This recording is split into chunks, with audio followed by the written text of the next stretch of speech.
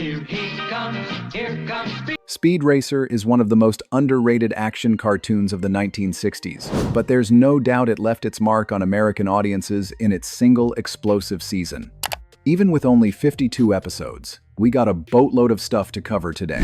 So without further ado, let's cover the show's entire journey from start to end.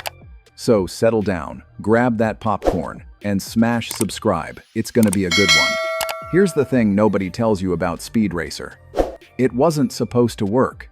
A struggling Japanese animation studio in the mid-1960s, desperate for a hit. A creator obsessed with making cartoons look like real racing. And somehow, against all odds, they made a show that would introduce an entire generation of American kids to anime, even if nobody knew what anime was yet. This is the full story, beginning to end. Everything that made Speed Racer what it was. The creative risks, the bizarre production choices, the controversy that almost killed it, and the legacy that outlived everyone's expectations. And look, if you're into these kinds of deep dives, complete cartoon histories, the stuff nobody else covers, subscribing genuinely helps. Hit the notification bell too, because I'm doing more of these long-form documentaries, and you probably don't want to miss them. Alright, let's go back to 1966. Tatsunoko Production was in trouble. The Yoshida brothers had founded the studio with big dreams, but by the mid-60s, they were running out of money and running out of time. They needed something that could hit, something different, something that would actually sell. Enter Tatsuo Yoshida. He'd been watching a lot of James Bond. Specifically, he'd been obsessed with that gadget-filled Aston Martin from Goldfinger, and he'd been following Formula One racing, where every race felt like life or death. Speed, danger, technology. What if you combined all of that into one show? But here's where it gets interesting. Yoshida didn't want to make a cartoon. He wanted to make something that looked real. Most anime at the time leaned into simplified, exaggerated styles. Yoshida went the opposite direction. He literally rented a driving school so his animators could watch actual cars spin out. He wanted the physics right. No cartoon deformation, no slapstick crashes. Just pure, grounded action. This was insane for a studio that was barely staying afloat. They divided the labor like a factory line. One team on characters, another on backgrounds, another on vehicles, another on effects. 52 episodes. That was the plan. Get it done fast, keep it consistent, and pray it lands. Oh, and the car? The Mach 5? That wasn't even Yoshida's original design. Mitsuki Nakamura upgraded it from an earlier Yoshida manga called Pilot Ace, turning it into this sleek, gadget-loaded racing machine that could do basically anything the plot needed. It had saws. It had jump jacks. It had homing birds. It was Bond's car on wheels, and it ruled. The show premiered in Japan as Mach Go Go Go on TV Tokyo. It did well, not a massive smash, but enough to keep Tatsunoko alive, and then it crossed the ocean. September 23, 1967. Speed Racer hits American syndication. But here's the problem. Nobody in the US knew how to handle anime yet. This wasn't Disney. The pacing was different. The dialogue was different. The energy was different. So they handed the entire English dub to one guy, Peter Fernandez. Fernandez rewrote the scripts. He directed the voice actors. He voiced Speed Racer and Racer X himself. The whole operation was held together by a tiny cast. Corinne Orr, Jack Curtis, Jack Grimes, doing multiple characters each, recording in cramped studios, racing against deadlines.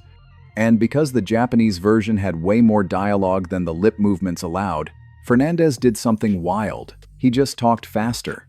That's it. That's the solution. The English dub of Speed Racer became this rapid-fire, breathless, almost manic thing where characters barely paused between sentences.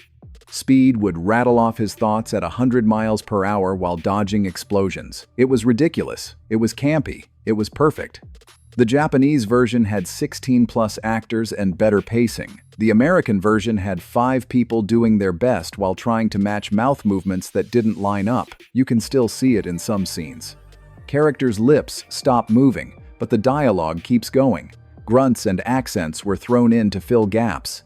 It shouldn't have worked, but it did. Let's talk about the actual show. Speed Racer, real name Go Mifune, is a teenage race car driver with one goal: prove he's the best. His father, Pops Racer, designed the Mach 5 but refuses to let Speed race professionally at first. Classic father-son tension. Speed wants respect, Pops wants him safe. Then there's the rest of the crew. Mom Racer, who's honestly just there to worry and make sandwiches. Trixie, Speed's girlfriend, who's more capable than the show gives her credit for. Sparky, the loyal mechanic. And the absolute chaos gremlins of the group, Spritle, Speed's little brother, and Chim Chim, a literal chimpanzee who somehow has access to the Mach 5's trunk at all times. Spritle and Chim Chim are stowaways in like half the episodes. They hide in the trunk, eat candy, cause problems, and occasionally save the day by accident. They're annoying. They're also iconic. But the real tension? Racer X. He shows up in episode 5, Challenge of the Masked Racer. Mysterious, talented, ruthless. Rumors say he causes crashes. Rumors say he's dangerous. Speed has no idea who he is. We do.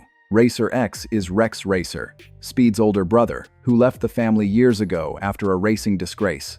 He's been watching from the shadows ever since, protecting Speed in secret while maintaining the lie. It's tragic, it's dramatic, and the show plays it completely straight. This isn't a gimmick villain. This is family trauma with a steering wheel. The episodes follow a pattern. Speed enters a race. Someone's trying to cheat, steal, sabotage, or kill. The Mach 5's gadgets save the day. Spritle eats candy. Racer X shows up at the last second. Rinse and repeat. But the details matter. The Great Plan. Part 1 and 2 kicks things off with robbers targeting Pop's blueprints during Speed's debut race. It sets the tone immediately. This isn't just about winning, it's about survival. The most dangerous race episodes crank the stakes to absurd levels. Tracks over chasms, cliffs, death traps. The kind of courses that make you wonder if anyone checked for insurance. And then there's episode 26, The Car Hater. This one got pulled. In an era where parents were already nervous about TV violence, Speed Racer pushed too far. Crashes weren't just crashes. They were brutal. Brake sabotage, cars flipping, people dying on screen. It was intense even by today's standards. And in the 1960s, parents lost it. The episode was edited. Some networks stopped airing it entirely. It became this weird, whispered-about thing among fans who remembered seeing it before it vanished. Trust me, this matters later. Here's what made Speed Racer different from everything else on American TV at the time. It didn't talk down to kids. Characters died. Races had consequences. Speed lost sometimes. The villains weren't always caught. There was this underlying current of real danger that most cartoons avoided. And the gadgets? They weren't just toys. The Mach 5's functions were specific. Button A, auto jacks. Button B, belt tires. Button C, rotary saws. Speed had to think about which one to use and when. It wasn't magic, it was engineering. Yoshida's obsession with realism paid off, but the show never evolved. 52 episodes, one season. It told the same kinds of stories over and over because that's what worked. Family loyalty, corruption in racing. Speed proving himself. Racer X lurking in the background. There's no character growth, no major turning points.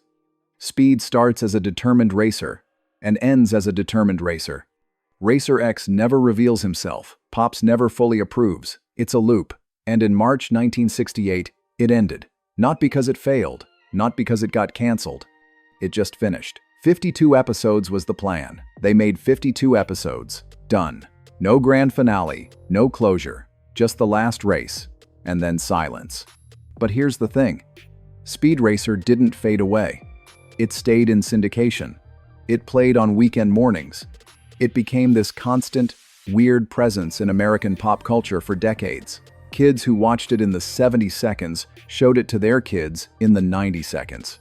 The Mach 5 became instantly recognizable. And then the internet happened. Suddenly, those rapid-fire dubs became memes. The weird pacing, the grunts, the Go Speed Racer, Go theme song. It was campy, sure, but it was beloved camp. In 2008, the Wachowskis made a live-action film that tried to recreate the anime's visual style with green screen layering and oversaturated colors. It flopped commercially, But it was a love letter to the original, hyperkinetic, absurd, and unapologetically Speed Racer. The show got reboots, reimaginings, homages, because Speed Racer wasn't just a cartoon, it was the first time a generation of American kids saw what Japanese animation could do. It was faster, weirder, more intense than anything else on TV. It didn't hold back. And even now, more than 50 years later, people remember it, not for what it was trying to be, Tatsunoko's realistic breakthrough, Yoshida's passion project, but for what it became. A campy, earnest, thrilling mess of a show that proved you didn't need to play it safe to leave a mark. Speed Racer was never supposed to work, but it did. And if you made it this far, thanks for sticking around. There's more of these on the way. More forgotten shows, more complete histories, more weird corners of cartoon history that deserve another look. See you in the next one.